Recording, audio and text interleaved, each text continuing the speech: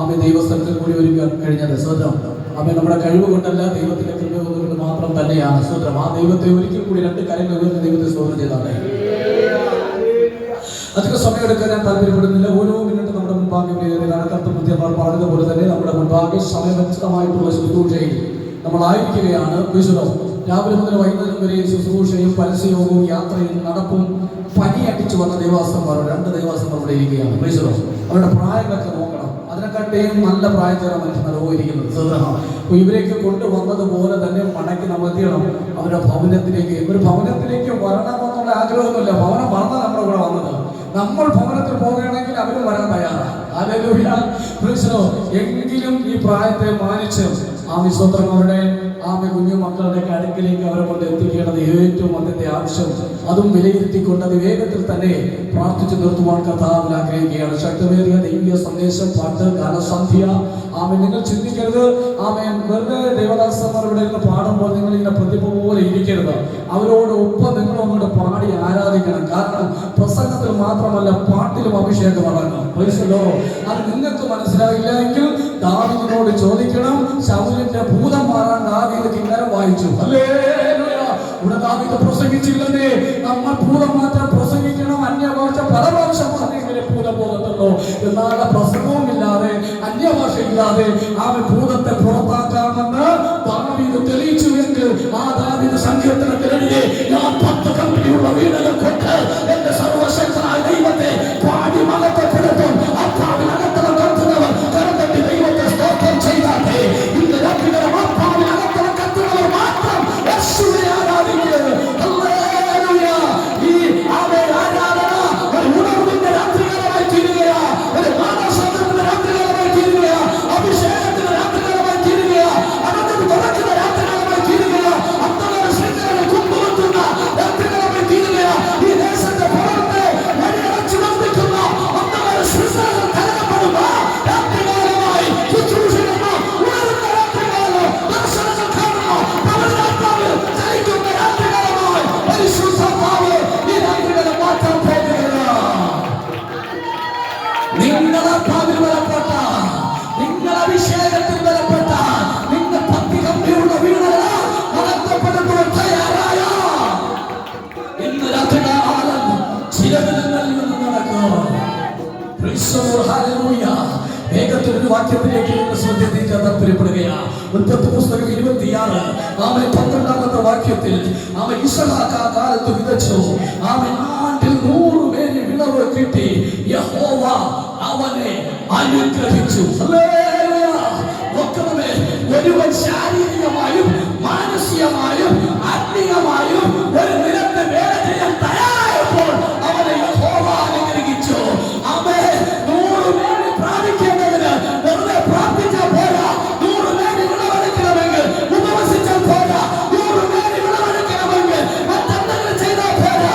100 പേര് വിളവെടുക്കണമെങ്കിൽ അവൻ പ്രവചനം കേട്ടാൽ പോരാ. പിന്നെയോ അധ്വാനിക്കണം. അധ്വാനിക്കുന്നവരുടെ കൂടെ യഹോവയുടെ പ്രസാദം. Hello, hallelujah. 100 പേര് കിട്ടിയതാ. ഞാൻ താമസിക്കുന്ന സ്ഥലമുണ്ടല്ലോ, അതൊരു വയലിന്റെ കരയില്ല. കൃഷിക്കാർ പലപ്പോഴും ഓരോ സമയത്ത് വിളവ് കഴിയുമ്പോൾ പറയും, പാസ്റ്ററെ പ്രാർത്ഥിച്ച് വെള്ളം തരണം. പയറിട്ടിട്ട് പകുതി പോയി, വെള്ളരിയിട്ട് പകുതി പോയി. ഇന്ന് വരെ ഇട്ട വിത്തിനനുസരിച്ച് 100 പേര് എന്ന് പറയുന്നത് ഒരു കൈ നിറയിൽ 5000 വിത്ത് ഇരിക്കുന്നെന്ന് കരുതട്ടെ.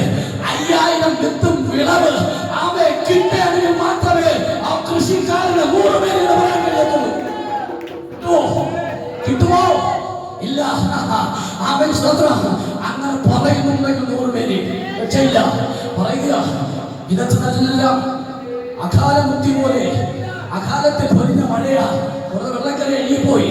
പിന്നെ കഷ്ടിച്ച് അടിയതും പുഴുകുത്തിയതും കേടുപിടിച്ചതൊക്കെ കുറച്ച് കിട്ടി. അവൻ ബാക്കിയുള്ളതെല്ലാം 75% 100-ൽ 75% പോയി. 25% അവൻ അദ്ദേഹത്തിന്റെ ദുർവിധി ഒന്ന് ആലോചിച്ച് നോക്കി. എത്ര മാസം കഷ്ടപ്പെട്ടു വളർന്നു, എന്തെല്ലാം പൈസ ചെലവാക്കിയ അകാല മഴയത്ത് സകലതും നശിച്ചു പോയി. ഭാഗ്യനായി ആമേൻ. പൈസ ഞങ്ങളെടുത്തുകൊണ്ട് പറയുക ഒന്നും കിട്ടിയിട്ടില്ല. ഒന്നും കിട്ടില്ല. ഞങ്ങൾക്ക് വെള്ളമൊക്കെ പ്രാർത്ഥിച്ച് തരണമേ. ഈശോ അവ ഇവിടെ നോക്കണം. അവൻ ദൈവസന്നിധിയിൽ ഉപവസിക്കുകയോ ദൈവസന്നിധിയിൽ പ്രാർത്ഥിക്കുകയോ ദൈവത്തോട് ആലോചന പോലും ചോദിക്കാതെ ആ കാലത്ത് ഏതോ ഒരു കാലം, ഏതോ ഒരു വരണ്ട കാലം, ഏതോ ഒരു ദുർഭാഗ്യകാലം, ഏതോ ഒരു നിരാശയുടെ കാലം, ഏതോ ജനം പറഞ്ഞു അവ ഇവിടെ ഒന്നും വളരത്തില്ല, അവ ഈ മണ്ണ് ഒരു വല്ലാത്ത ശപിക്കപ്പെട്ട മണ്ണാ, കല്ലും പണക്കാരും പിടിച്ചു കിടക്കുകയാ, ഇസഹാക്കെ വെള്ളമില്ലാതെ നീ എങ്ങനെയാ വിത്തറിയുന്നത്? അങ്ങനെ സർവ സമൂഹത്തുള്ള ജാതിയും ഇസഹാക്കിനെതിരെ അവൻ വാക്ക് അവൻ പറഞ്ഞിട്ട് അവനെ നിരുത്സാഹപ്പെടുത്തിയ കാലത്ത് ഇസഹാക്ക് അവൻ ആകാരത്തെ വിളിച്ചു. ആ കാലത്ത്, ദുർകാലത്ത്, ദർശനമില്ലാത്ത കാലത്ത്, വെള്ളമില്ലാത്ത കാലത്ത്, വെയിലുള്ള കാലത്ത്, വരണ്ട കാലത്ത്, സർവ സമൂഹം എതിരായ കാലത്ത് ഇസഹാക്ക് വിതച്ചേ. ആ കാലത്ത് അവന് 100 മേനി കിട്ടി. ബൈബിൾ പറയുന്നു, ഒന്നുകൂടെ വാക്യം വായിച്ച്, ആ ദേശത്ത് വിതച്ചു 100 മേനി. നമ്മളൊക്കെ വിളവ് കിട്ടാൻ വേണ്ടി അധ്വാനിക്കാൻ തയ്യാറല്ല, ഒത്തിരി പ്രാർത്ഥനയാണ്. ആത്മാക്കളെ കൊണ്ടുവരും. ഇവിടെ ഇരുന്ന് പ്രാർത്ഥിച്ച ഒരുപാട് കൊണ്ടുവരും കേട്ടോ, എഴുതിയിട്ടോ. ഇരുന്ന് പ്രാർത്ഥിച്ച ഒത്തിരി കൊണ്ടുവരും. ആരെയും 1 കോടിയിൽ പണം തന്നെ ഇട്ടുന്നാ മതി. നീ അധ്വാനിക്കാതെ ഒന്നും കിട്ടത്തില്ല എന്ന് തൂത് പറയുകയാണ്. കോടികൾ ഉണ്ടാക്കിയ ആലയങ്ങളെല്ലാം പൂട്ടി പാരീസായിരിക്കുകയാണ്. വിദേശ രാജ്യത്ത് നോക്ക്, സ്വദേശത്ത് നോക്ക്, നോർത്ത് ഇന്ത്യയിലെ ഇതര സംസ്ഥാനങ്ങളിൽ നോക്ക്, ഇന്ത്യയുടെ എല്ലാ സംസ്ഥാനങ്ങളും കേരള നടന്ന കർത്താവിനെ വേല ചെയ്യുന്ന ദൈവദാസന്മാരെ ഞങ്ങളിലുള്ളത്. അവരോട് ചോദിക്കുക, അമ്പല ചുമ്പരി പോലെയുള്ള കെട്ടിടങ്ങൾ ഇന്ന് അടച്ച് പാരീസായിരിക്കുന്നു. ആരാധിക്കാൻ ആളില്ല. കാര്യമെന്താ? പ്രവർത്തിക്കാൻ തയ്യാറല്ലേ? പ്രവർത്തിക്കാൻ കാലം കൊണ്ട് തണുത്തുകൊണ്ട് അങ്ങനെ മരവിച്ചിരിക്കുന്ന സമയത്ത് ഏതോ ദുർബലന്മാർ അടുക്കി വെച്ച വിറവ് സ്വന്തം തീകായ തണുപ്പ് മാറാൻ വേണ്ടി പറക്കിയിട്ടപ്പോൾ നാളുകൾ കൊണ്ട് അനക്കം തട്ടാതെ അതിന്റെ അടിയിലിരുന്ന പൗലോസിന്റെ കയ്യിൽ കടിച്ചു തൂങ്ങിയതുപോലെ ആ പട്ടണങ്ങളിൽ ഞങ്ങൾ കാൽ വയ്ക്കുമ്പോൾ നാളുകൾ കൊണ്ട് സുവിശേഷത്തെ തടഞ്ഞ് അനക്കം തട്ടാതെ തണുത്ത പ്രകടനത്തിൽ ഇരിക്കുന്ന ചിലതിലേക്ക് പുറത്തു കൊണ്ടുവരുന്ന ദിവസങ്ങളായി മാറുകയാണ്.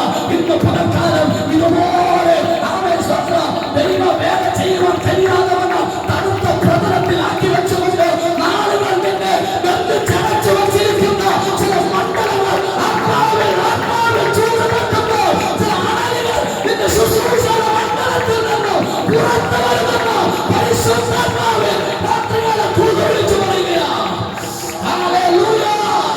ശുശ്രൂഷയുടെ പൂർണ്ണതയിലേക്ക് ഇറങ്ങി കഴിയുവാൻ ചെയ്ത് പറ്റാതെ വന്ന നശിച്ചു പോകുന്ന ആത്മാക്കളുടെ അവരുടെ ചിത്രങ്ങളെ കണ്ണിന് മുൻപാകെ വരച്ചു കെട്ടിയിട്ട് പലപ്പോഴും ശുഷ്കാന്തിയോടുകൂടെ ഇറങ്ങി ചെല്ലാൻ കഴിയാതെ വന്ന തണുത്ത പ്രതലത്തിലേക്ക് ആക്കി വയ്ക്കുന്ന അന്ധകാരത്തിന്റെ ശക്തികൾ ഇന്ന് രാത്രികളെ പറ്റുകയാ.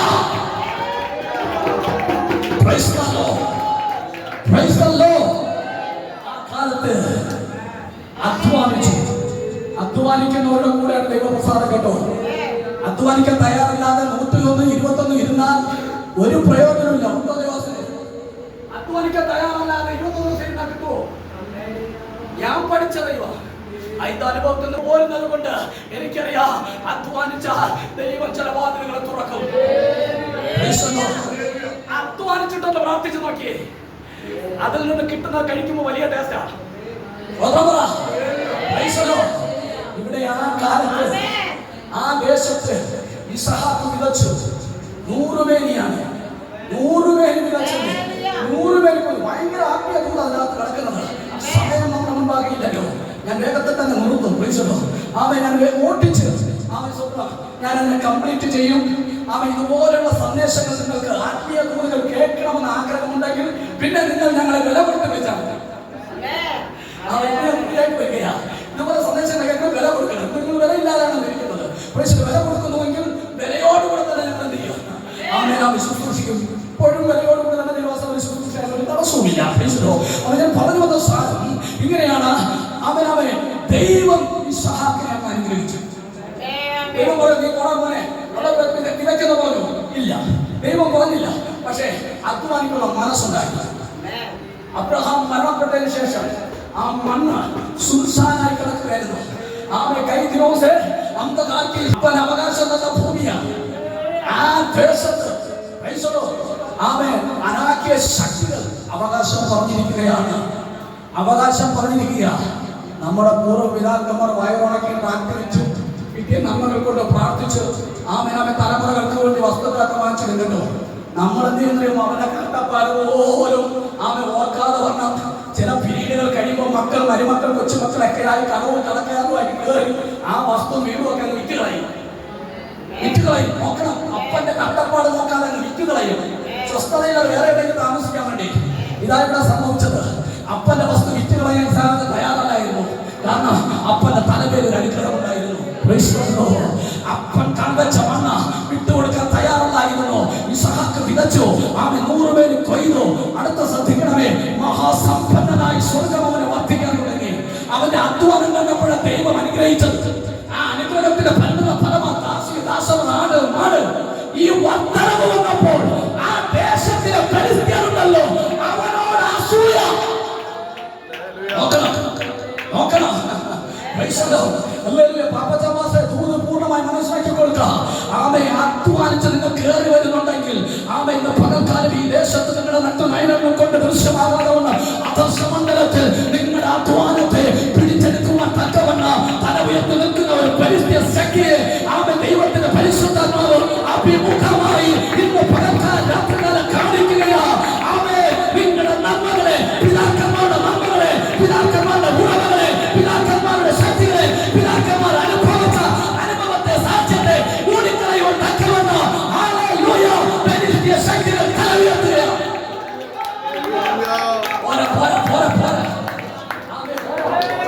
ആളുകൾ കൊണ്ട് കെട്ടിയിട്ടിരിക്കുക. ആളുകൾക്ക് വർഷം കുറയായി ആമേ നന്മകളെ മൂടി മൂടി മൂടി മൂടി മൂടി ആമേ തകർത്തിട്ട് കൊണ്ടിരിക്കുകയാണ്. അങ്ങനെ പരിസ്ഥിതി തന്നോട് അസൂയ, ചില അസൂയ പൂണ്ട് നിൽക്കുന്ന ചില കണ്ണുകളെ പരിശുദ്ധാത്മാവ് കാണിക്കുകയാണ്. അവൻ നിങ്ങളുടെ നന്മയുടെ സ്രോതസ്സുകളെല്ലാം മൂടിയിടുകയാണ്. നോക്കണം, അവൻ അസൂയ പൂണ്ടപ്പോൾ എന്ത് ചെയ്തെന്നറിയാമോ? അബ്രഹാമിന്റെ കാലത്ത് തന്റെ ഇടയന്മാർ കുഴിച്ച് ആമെ കിണറുകളെ പെരുത്തിയത് എന്ത് ചെയ്തു? എന്നിട്ട് നികത്തിക്കളഞ്ഞു. മണ്ണിട്ട് നികത്തിക്കളഞ്ഞു. നികത്തിക്കളഞ്ഞു. ആമേ അപ്പന്റെ കിണറ ആര് നികത്തിയത്? വാടാതിന്റെ പണിയൊക്കെ അപ്പന്റെ കിണർ കുഴിച്ച് നികത്തിയാൽ ഞാൻ വേറൊരു സ്ഥലം വാങ്ങിച്ച കിണർ കുഴിക്കുമെന്ന് പറഞ്ഞു? ഇല്ല, പറഞ്ഞില്ല. അപ്പൻ കാൽ വെച്ച ദേശമാ, അനുഗ്രഹിക്കപ്പെട്ട ദേശമാ. ദൈവം പറഞ്ഞത് ഇടത്തോട്ടും വലത്തോട്ടും ആമേൻ തെക്കോട്ടും നടക്കുക. നീ കാൽ വെച്ച ദേശങ്ങൾ നിനക്കും നിന്റെ തലമുറകൾക്കും കൊടുക്കും. ആമേ അബ്രഹാം വിശ്വസ്തനാണ്. പറഞ്ഞ വാക്ക് തന്നാലും തന്നില്ലെങ്കിലും അത് പ്രാപിക്കാതെ പിന്തിരിയാത്ത ഒരു മനുഷ്യനാ. അതുകൊണ്ടാണ് ബൈബിളിൽ അബ്രഹാമിനെ കുറിച്ച് പറയുന്നത് വിശ്വാസികളുടെ പിതാവെന്ന്. കാരണം വിശ്വാസം അബ്രഹാമിൽ നിന്ന് പഠിക്കണം. നമ്മൾ പ്രാർത്ഥിച്ചു ഒരുങ്ങി വന്ന നിലവും വേലയും വെരിസ്റ്റേ മൂടിക്കളഞ്ഞു കഴിഞ്ഞാൽ വേല നമ്മൾ വചനമിട്ട് എന്ത് ചെയ്യും? അങ്ങോട്ട് ഫൈറ്റ് ചെയ്യും. എന്താ വചനം വായിച്ച് ഫൈറ്റ് ചെയ്യുന്നത്? ആമേ ഒരു പട്ടണത്തിൽ നിന്നെ സ്വീകരിച്ചില്ലെങ്കിൽ വേഗത്തിൽ അടുത്ത പട്ടണത്തിലേക്ക്. ഒരു പട്ടണത്തിൽ നിന്നെ സ്വീകരിച്ച് അവിടെ നിന്ന് നന്മയുടെ സ്രോതസ് പ്രാപിച്ച് ആമേ പ്രാപിക്കാതെ ദൈവത്തിന്റെ അടുത്ത പട്ടണത്തിലേക്ക് വിടത്തില്ല. ആമേ ആ പട്ടണം മൂടിക്കളഞ്ഞ നിന്റെ പിതാക്കന്മാർ അധ്വാനിച്ചത്, പിതാക്കന്മാർ ആരാധിച്ചതുമായിട്ടുള്ള പട്ടണം, ആലയം, കിണറുകൾ മൂടിക്കളഞ്ഞാൽ ആ കിണറുകളെ പിന്നെയും കുടിക്കണം.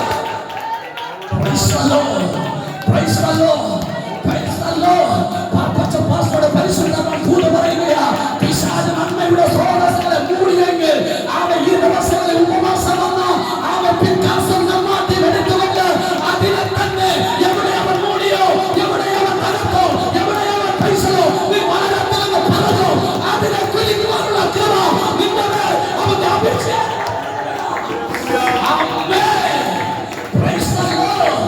അത് ചെയ്യാതെ അവിടെ നിന്ന് ഓടിപ്പോകുകയല്ല വേലക്കാരുടെ ഉത്തരവാദിത്വം.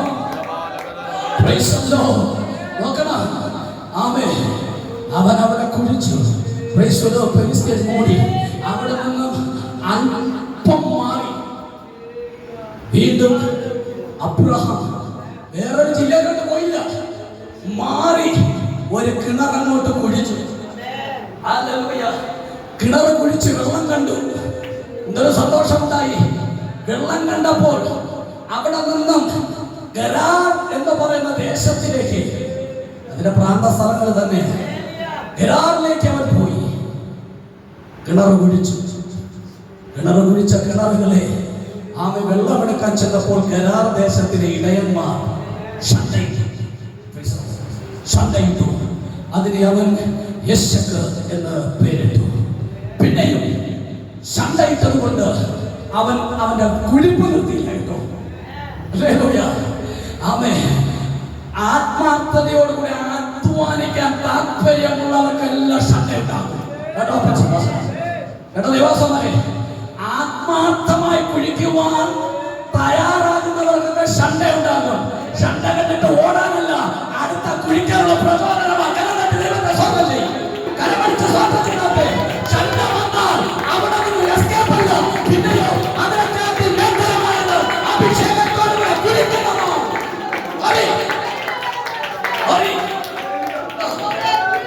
ഷണ്ട വന്നു പറഞ്ഞു, നിന്നെ നാളെ ഞാൻ ശരിയാക്കി ഞാനിവിടെ സഭ തുറന്നു നിൽക്കുന്നത്. നമ്മളെന്ത് ചെയ്യും? കഥവടച്ചിട്ട് പറയും, സഹോദരന്മാരുടെ രഹസ്യമായിട്ട് പറയും, എന്റെ കൂടി വല്ല അടുക്കള വാതിൽ തുറന്നിട്ടുണ്ട്, പതുക്കെ ആരാധിക്കാം, പോടാ പണിയൊക്കെ നമ്മൾ കുഴിക്കും. കാരണം അപ്പന്മാരുടെ അവകാശം നമ്മുടെ മേൽ കിടക്കുകയാണ്. മേശക്കെന്ന് പേരിട്ടു.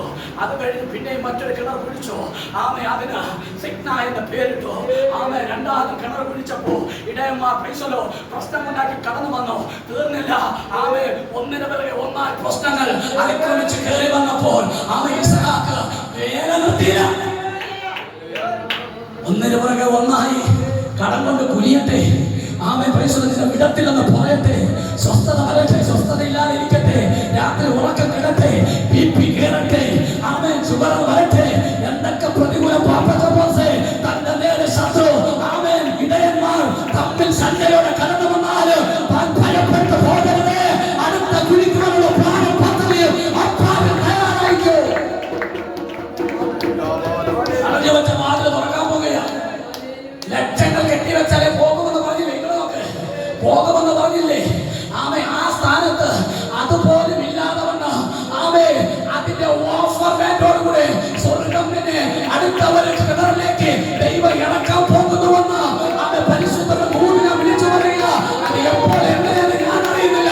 വിശ്വാസത്തിന്റെ കണ്ണ് താൻ തയ്യാറാകുന്നുവെങ്കിൽ അവന്റെ മഹത്വമാണ്.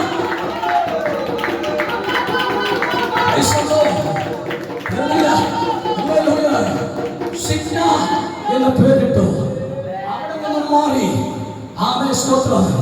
അവൻ മറ്റൊരു കിണർ ചെയ്തു, കുഴിച്ചു. ആ കിണർ കുഴിച്ചപ്പോൾ അതിനെ കുറിച്ച് ശ്രദ്ധിക്കണം. 2 പ്രാവശ്യം വേല ചെയ്യാൻ തയ്യാറായ ഇസ്ഹാക്കിനെ മൂന്നാമത്തെ വേലയിൽ സ്വസ്ഥനായിരുന്നു. 2 പ്രാവശ്യം വേല ചെയ്തപ്പോൾ പിശാചിന് മനസ്സിലായി, അവന്റെ വേലത്തിനൊന്നും ഞങ്ങളടക്കം നടക്കത്തില്ല. അവന് കാര്യം മനസ്സിലായപ്പോൾ മൂന്നാമത്തെ സ്വസ്ഥതയായി. മൂന്നാമത്തത് കുഴിച്ചപ്പോഴാണ് വാക്യം വെളിപ്പെട്ടത്. യഹോവ ഞങ്ങൾക്കൊരിടം ഉണ്ടാക്കും, നാം ദേശത്ത് വസിക്കും എന്ന് പറഞ്ഞു. അവൻ അതിനെ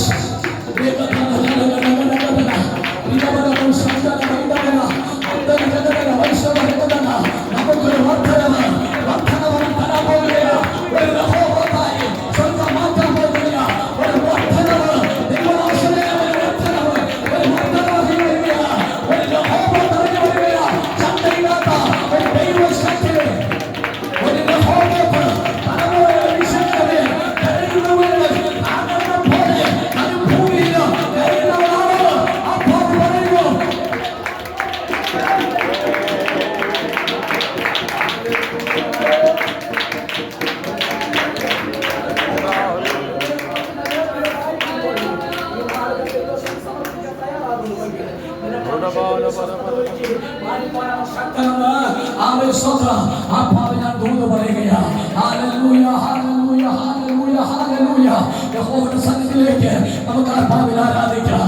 അവൻ നമുക്കൊരു ഇടമുണ്ടാക്കി ദേശത്ത് വർദ്ധിക്കണം എന്ന് പറഞ്ഞു. അവൻ അതിന് യഹോവത്ത് എന്ന് പേരിട്ടു. ശണ്ടയില്ലാത്തത് വർദ്ധനവ്, ശത്രു ഓടിക്കളയാത്തത്, 2 പ്രാവശ്യം വേല ചെയ്യാൻ തയ്യാറായ ഇസഹാക്കിന് അവന് ഒരു വർദ്ധനവ് ഒരുക്കാൻ ദൈവം ശക്തനായി എങ്കിൽ ഹല്ലേലൂയ. അതിന്റെ അവസാന വാക്യവും കൂടി നമ്മൾ ചേർത്ത് പഠിച്ചാൽ അവിടെ ഇങ്ങനെ ഒരു ഭാഗം എഴുതിയിട്ടുണ്ട്. അതിന്റെ 23 കൂടി ഒന്ന് വായിച്ചാട്ടെ. വേദത്തിൽ 23 ഒന്ന് വായിച്ച് നമ്മൾ ആരാധിക്കാൻ പോവുകയാണ്. Praise the Lord.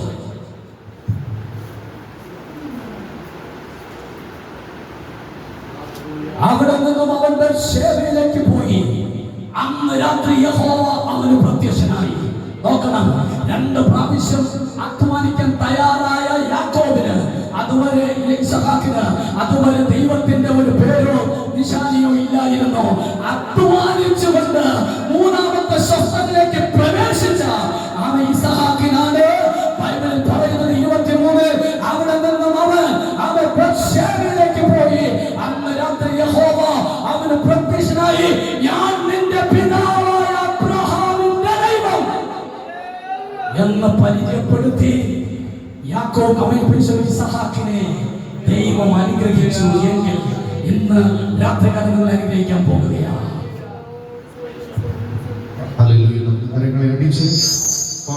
ദൈവത്തെ ഒരുമിച്ച് ആരാധിക്കാം. വിശ്വസിച്ചാൽ ദൈവത്തിന്റെ മഹത്വം കാണാം. പ്രാർത്ഥിക്കുമ്പോൾ ഹല്ലേലൂയ, ദൈവത്തിന്റെ പ്രവൃത്തി കാണാം. ഹല്ലേലൂയ. അബ്രഹാമിന് വേണ്ടി പ്രവർത്തിച്ച ദൈവം, ഇസഹാക്കിന് വേണ്ടി പ്രവർത്തിച്ച ദൈവം നമുക്കും പ്രവർത്തിക്കുമെന്നുള്ള വിശ്വാസത്തോടെ കരങ്ങൾ അടിച്ച് നമുക്ക് ദൈവത്തെ ആരാധിക്കാം. ഹല്ലേലൂയ. വിശ്വസിച്ച ദൈവത്തിന്റെ മഹത്വം കാണാം. പ്രാർത്ഥിക്കുമ്പോൾ ദൈവത്തെ